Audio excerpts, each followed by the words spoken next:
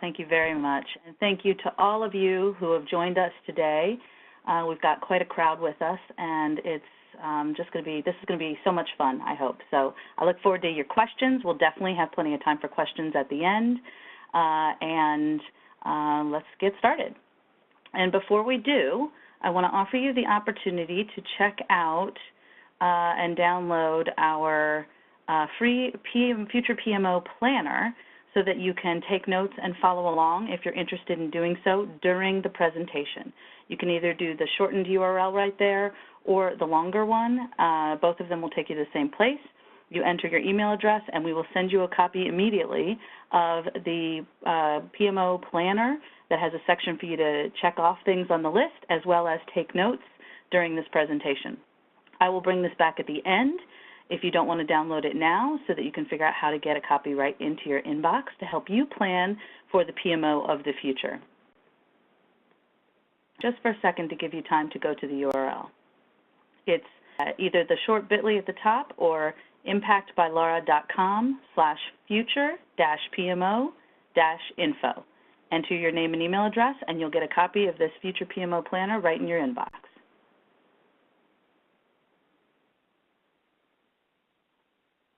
So now we'll go ahead and get started. And don't worry, if you miss it now, we will have an opportunity for you to take a look at it at the end.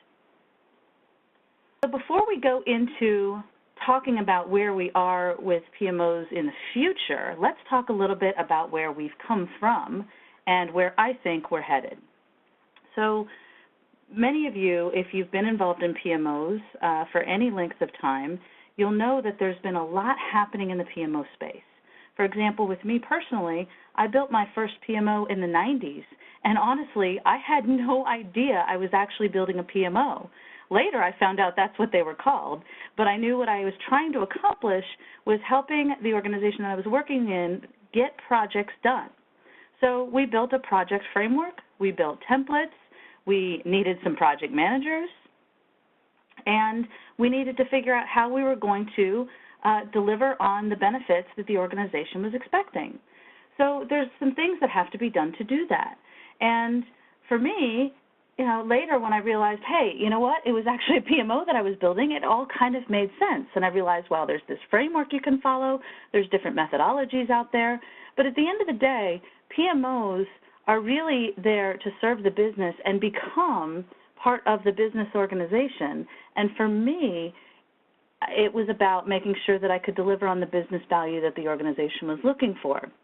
So regardless of what you call your PMO, or if you even call it a PMO, I know a lot of people don't call it a PMO anymore. They'll call it a strategic office or strategic planning office or enterprise transformation group or all kinds of other names. Regardless of what you call it, there's been a history of the way that these organizations have been focused, and I believe going forward that is going to continue to shift. I know there are some earlier adopters that have started to get to the point where they're seeing some of these things that I'll mention as the future case scenario. You'll start to see some of that in some organizations if you're looking around. But there are others that have been doing, that have been around for a long time, and they're doing things the way they've always been doing them. And my caution to you is, if you continue to do things the way they've always been done, as business continues to evolve, you could be in a position where you're left behind. So let me help you, give you a few ideas that I've seen building and running PMOs now for over 20 years, and hopefully these tips and tricks will be helpful to you in figuring out how you can get it done. So with that, I will go back just for a second because I'm having some people suggest that they didn't have time to get the link. Last chance here.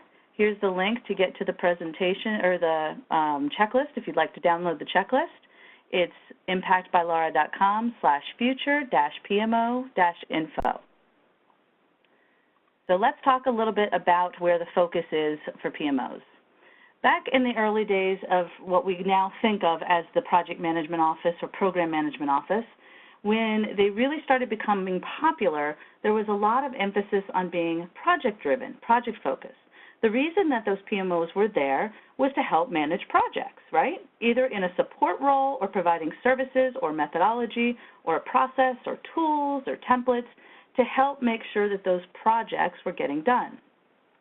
But then they realized that that approach of managing to the project was missing some of that interdependency that happens across a portfolio. So you started seeing more and more PMOs develop portfolio-driven focus and portfolio management techniques and best practices to help make sure that the PMO was providing more of a holistic perspective on the projects that were happening. And that was absolutely a fantastic approach, and that's where many of us as PMO leaders are today. But what's happening is that projects are becoming not just interdependent and cross-dependent within an organization, but aligned more strategically with the objectives of the organization.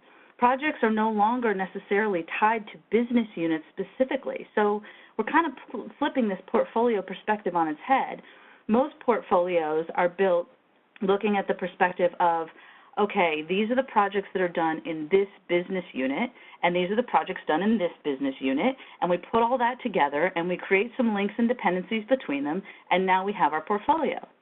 Where I believe we are heading is much more of a business strategic objective focus.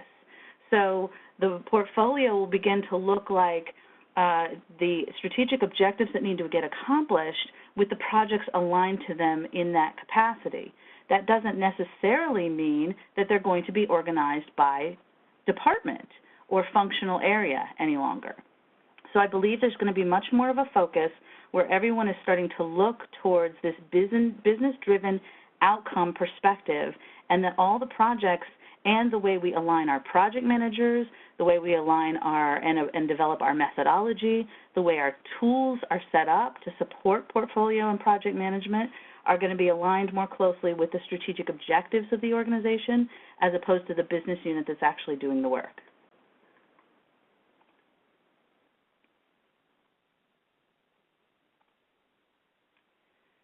The role of the PMO and those that are in the PMO and leading the PMO is going to have to shift. Decades ago now, the PMO was originally developed to be a lot more of a tactical, either project-specific organization or a very project-focused organization. So that means project-specific means a PMO that was set up and established just to cover a specific project or program that required significant resources. Big project team, essentially. But there's also the project-specific one, or project-focused ones, which were really just focused on the projects themselves and making sure that we had good practices, services, and support functions to help project management. Of course, as we shifted to becoming more of a strategic business partner with the business, we developed more of those portfolio management capabilities and a lot more of that cross-dependency perspective. Many PMO leaders today will tell you that they see themselves as a strategic business unit that is helping to drive the business strategy for the organization. And all of that is wonderful. But where I believe things are starting to head is even further down that strategic trajectory towards being entrepreneurial. And we'll spend a good bit of time on this further in the presentation.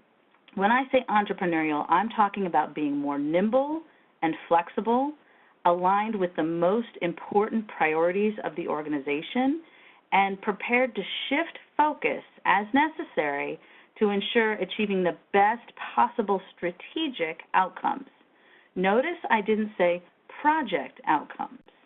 What's so important is the PMO originally was about focusing on managing projects or programs or supporting portfolios.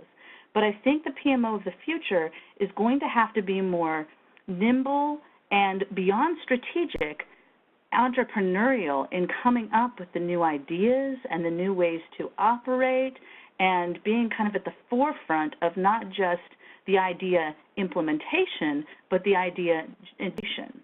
Where are the new ideas coming from? How are we making sure that we're